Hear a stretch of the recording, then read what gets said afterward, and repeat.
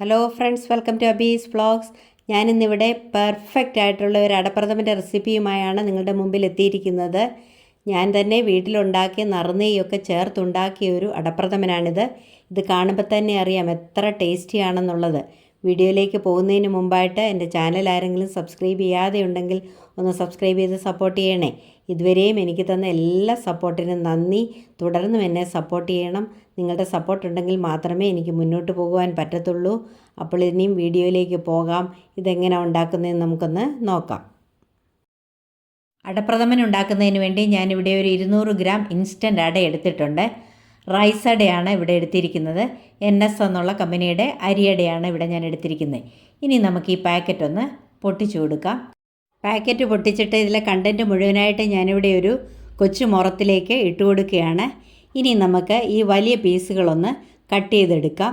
അട എല്ലാം ഒരുപോലെ വെന്ത് കിട്ടുന്നതിന് വേണ്ടിയാണ് ഇങ്ങനെ കട്ട് ചെയ്യുന്നത്. ഞാനിവിടെ ഈ അടയെല്ലാം ഒന്ന് ചെറുതാക്കി എടുത്തിട്ടുണ്ട്. ഇനി നമുക്കിതൊന്ന് വേവിച്ചെടുക്കാം.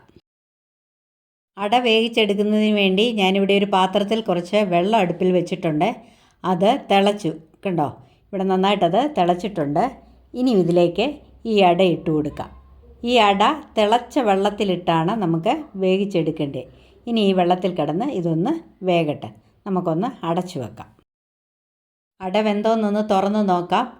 പകുതി വേവായിട്ടുണ്ട്. ഇനി അത് കുറച്ചുകൂടി വേവാനുണ്ട്. നമുക്ക് ഒന്നുകൂടി ഒന്ന് അടച്ചു വെക്കാം. കുറച്ചുകൂടെ ഒന്ന് തിളക്കട്ടെ, ഒന്ന് വെന്ത് കിട്ടട്ടെ.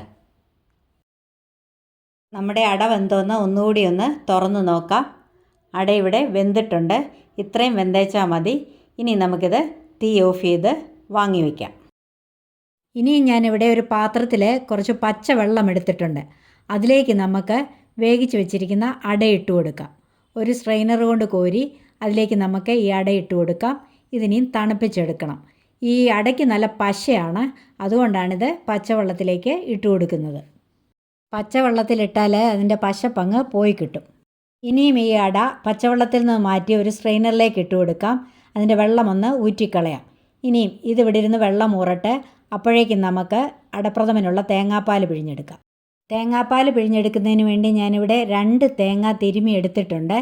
ഇനി നമുക്കിതൊരു മിക്സിയുടെ ജാറിലിട്ട് ഒന്ന് അടിച്ചെടുക്കാം. നമുക്കിവിടെ 3 പാലായിട്ടാണ് തേങ്ങാപ്പാൽ പിഴിഞ്ഞെടുക്കേണ്ടത്. 1-ാം പാൽ അഥവാ തലപ്പാൽ, 2-ാം പാൽ, 3-ാം പാൽ, ഇങ്ങനെ 3 പാലാണ് നമുക്ക് വേണ്ടത്. തലപ്പാൽ ഒരുപാട് വേണ്ട. തലപ്പാൽ ആദ്യം നമുക്ക് പിഴിഞ്ഞെടുക്കാം.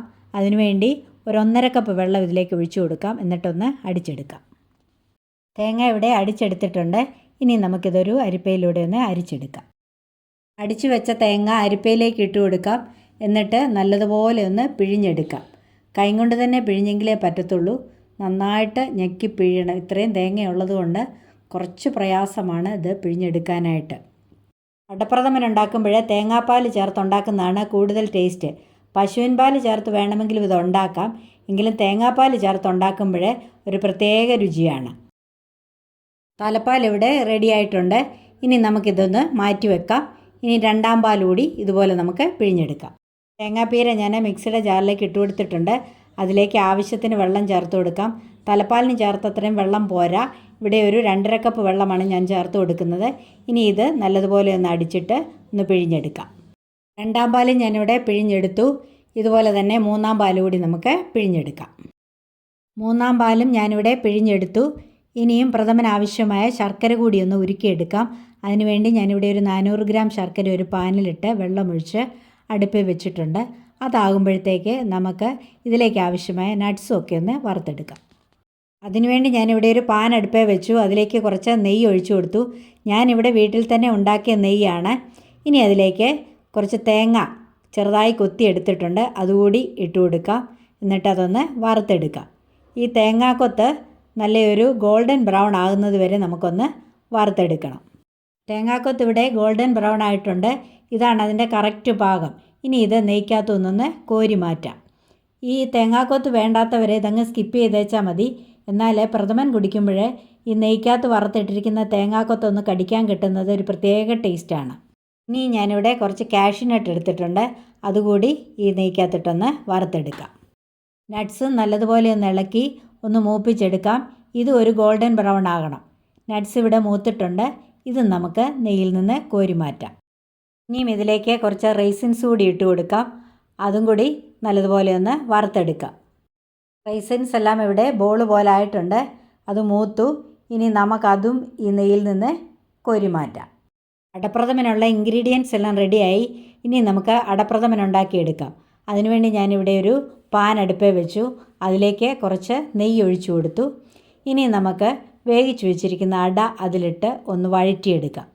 അട ഇങ്ങനെയൊന്ന് നെയ്ക്കകത്ത് വഴറ്റുമ്പോൾ ആ നെയ്യൊക്കെ അതിലൊന്ന് പിടിച്ചിട്ട് അതൊരു പ്രത്യേക രുചിയാണ്. അടപ്രഥമൻ കുടിക്കുമ്പോൾ അത് നല്ലൊരു ടേസ്റ്റായിരിക്കും. ഇത് കണ്ടിന്യൂസ് ആയിട്ട് ഇളക്കി ഒന്ന് വഴറ്റിയെടുക്കാം. അട ഇവിടെ വഴന്നിട്ടുണ്ട്. ഇത്രയും മതി. ഇനി നമുക്കിതൊന്ന് കോരി മാറ്റാം. ഇനിയും ആ പാനിലേക്ക് ഉരുക്കി വെച്ചിരിക്കുന്ന ശർക്കര ഒന്ന് അരിച്ചൊഴിച്ചു കൊടുക്കാം. ശുദ്ധീകരിച്ച ശർക്കരയല്ല ഇത്. അതുകൊണ്ട് ചിലപ്പോൾ അഴുക്ക് കാണാൻ സാധ്യതയുണ്ട്. അത് മാറ്റുവാൻ വേണ്ടിയാണ് അരിക്കുന്നത്. ഇനി നമുക്കിതൊന്ന് ഇളക്കി കൊടുക്കാം. ഇളക്കി ഇതൊരു പാനിയാക്കി എടുക്കാം. ശർക്കര ഇവിടെ പാനിയായിട്ടുണ്ട്. ഇതിങ്ങനെ കോരി ഒഴിക്കുമ്പോൾ കണ്ട ഓയിൽ പോലെയാണ്. ഇതാണ് ശർക്കര പാനിയുടെ പരുവം. നമുക്കിനി ഇതിലേക്ക് നെയ്യിൽ വഴറ്റി വെച്ചിരിക്കുന്ന അട കൂടി ചേർത്ത് കൊടുക്കാം. എന്നിട്ട് നന്നായിട്ടൊന്ന് ഇളക്കി അതൊന്ന് വഴറ്റിയെടുക്കാം. ഈ ശർക്കരയ്ക്കകത്ത് കിടന്ന് ഈ അടയൊന്ന് വേകണം. ആ ശർക്കര ആ അടയിലൊക്കെ ഒന്ന് നല്ലതുപോലെ പിടിക്കണം. എങ്കിലേ അടയ്ക്ക് നല്ല മധുരം കിട്ടത്തുള്ളൂ. അട ശർക്കരയ്ക്കകത്ത് കിടന്ന് നന്നായിട്ട് വഴന്നിട്ടുണ്ട്. ശർക്കര ആ അടയിലെല്ലാം നല്ലതായിട്ട് പിടിച്ചിട്ടുണ്ട്. ഇനി നമുക്ക് ഈ സമയത്ത് എടുത്തു വച്ചിരിക്കുന്ന മൂന്നാം പാൽ ഇതിലേക്ക് ചേർത്ത് കൊടുക്കാം. ഇനി ഈ മൂന്നാം പാലിൽ കിടന്ന് ഈ അട നന്നായിട്ടൊന്ന് വേകട്ടെ. മൂന്നാം പാൽ ഇവിടെ പറ്റിയിട്ടുണ്ട്. ഇനി ഇതിലേക്ക് എടുത്തു വച്ചിരിക്കുന്ന രണ്ടാം പാൽ കൂടി ചേർത്ത് കൊടുക്കാം. എന്നിട്ട് നല്ലതുപോലെ ഒന്ന് ഇളക്കി കൊടുക്കാം. ഈ രണ്ടാം പാലിലും കിടന്ന് ഈ അട വേകണം. അടപ്രഥമൻ ഇടയ്ക്കിടയ്ക്ക് ഇളക്കി കൊടുക്കണം. ഇത് ശർക്കരയും തേങ്ങാപ്പാലും ഒക്കെ ആയതുകൊണ്ട് ഇത് അടിയിൽ പിടിക്കാനുള്ള സാധ്യതയുണ്ട്. അതുകൊണ്ട് ഇടയ്ക്കിടയ്ക്ക് ഇളക്കി കൊടുത്തുകൊണ്ടിരിക്കണം. ഈ രീതിയിൽ അടപ്രഥമൻ ഉണ്ടാക്കിയാൽ നല്ല ടേസ്റ്റാണിത് കുടിക്കാനായിട്ട്. രണ്ടാം പാൽ ഇവിടെ പറ്റി റെഡി ആയിട്ടുണ്ട്. അടയൊക്കെ നന്നായിട്ട് വെന്തിട്ടുണ്ട്. ഇനി ഈ സമയത്ത് അവസാനത്തെ പാൽ ചേർക്കാം. അതായത് എടുത്തു വച്ചിരിക്കുന്ന തലപ്പാൽ ഇതിലേക്ക് ഒഴിച്ചു കൊടുക്കാം. എന്നിട്ട് നല്ലതുപോലെ ഒന്ന് ഇളക്കി കൊടുക്കാം. തലപ്പാൽ ചേർത്ത് കഴിഞ്ഞാൽ തിളയ്ക്കാൻ പാടില്ല. നന്നായിട്ടൊന്ന് ചൂടായാൽ മതി. ഇപ്പോൾ സ്റ്റൗ ലോ ഫ്ലെയിമിലായിരിക്കാനായിട്ട് ശ്രദ്ധിക്കണം. അല്ലെങ്കിൽ അങ്ങ് തിളച്ചു പോകും. ഇനിയും ഇതിലേക്ക് ചുക്കും ജീരകവും കൂടി പൊടിച്ചത് ചേർത്ത് കൊടുക്കാം. ഞാനിതിവിടെ പഞ്ചസാര ചേർത്ത് പൊടിച്ചെടുത്തിരിക്കുന്നതാണ്. അതുകൊണ്ടൊരു 1.5 ടീസ്പൂൺ ചേർത്ത് കൊടുക്കുന്നുണ്ട്. ശർക്കര ചേർക്കുന്ന എല്ലാ ഐറ്റത്തിനും അല്പം ചുക്കും ജീരകവും ചേർക്കുന്നത് നല്ലതാണ്. ഇനിയും ഇതിലേക്ക് കുറച്ച് ഏലക്കായും പഞ്ചസാരയും കൂടെ പൊടിച്ചതുകൂടി ചേർത്ത് കൊടുക്കാം. അത് ഞാനൊരു ടേബിൾ സ്പൂൺ ചേർത്ത് കൊടുക്കുന്നുണ്ട്. എന്നിട്ട് നല്ലതുപോലെ ഒന്ന് ഇളക്കി കൊടുക്കാം. ഇനിയും കുറച്ച് നെയ്യ് കൂടി ഇതിലേക്ക് ചേർത്ത് കൊടുക്കാം. ഞാൻ ആദ്യം ചേർക്കുന്നത് ആ നട്ട്സൊക്കെ വറുത്തതിൻ്റെ ബാക്കിയിരിക്കുന്ന നെയ്യാണ്. അതുകൂടി അതിലേക്ക് ചേർത്ത് കൊടുക്കാം. ഇനിയും കുറച്ച് നെയ്യൂടെ ഞാൻ ചേർത്ത് കൊടുക്കുന്നു. അത് ഫ്രഷ് നെയ്യാണ്. ഞാൻ പറഞ്ഞല്ലോ, ഞാനിവിടെ വീട്ടിൽ തന്നെ ഉണ്ടാക്കിയെടുത്ത നറുനെയ്യാണ് ഞാൻ ചേർക്കുന്നത്. ഈ നെയ്യൊക്കെ ചേർത്ത് ഈ അടപ്രഥമൻ ഉണ്ടാക്കിയാൽ നല്ല രുചിയാണ്. പായസത്തിന് ഒരല്പം നെയ്യ് കൂടിയതുകൊണ്ട് കുഴപ്പമില്ലല്ലോ. അതുകൊണ്ടാണ് ഞാൻ ഇത്രയും നെയ്യൊക്കെ ചേർക്കുന്നത്. ഇനി ഇതിലേക്ക് വറുത്ത് വെച്ചിരിക്കുന്ന നട്ട്സും റൈസിൻസും തേങ്ങാക്കൊത്തും ഒക്കെ കൂടെ ചേർത്ത് കൊടുക്കാം.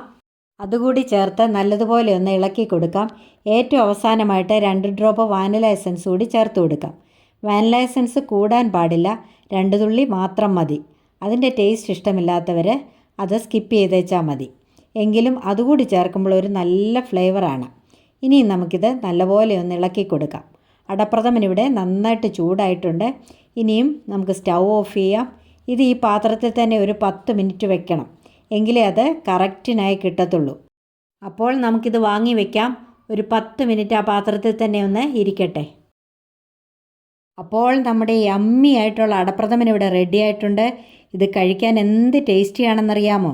എല്ലാവർക്കും ഇത് ഇഷ്ടപ്പെടും. ഇതുപോലെ എല്ലാവരും ഒന്ന് ട്രൈ ചെയ്ത് നോക്കണം. എന്നിട്ട് എൻ്റെ വീഡിയോ ഒന്ന് ലൈക്ക് ചെയ്യണം, കമൻറ്റ് ചെയ്യണം, മറ്റുള്ളവർക്കൊക്കെ ഒന്ന് ഷെയർ ചെയ്ത് കൊടുക്കണം. അങ്ങനെ എന്നെ ഒന്ന് സപ്പോർട്ട് ചെയ്യണം. ഒരിക്കൽ കൂടി എൻ്റെ എല്ലാ കൂട്ടുകാർക്കും നന്ദി പറയുന്നു. ഇനിയും മറ്റൊരു നല്ല വീഡിയോയുമായി കാണാം. Bye bye, take care, love you all, thank you.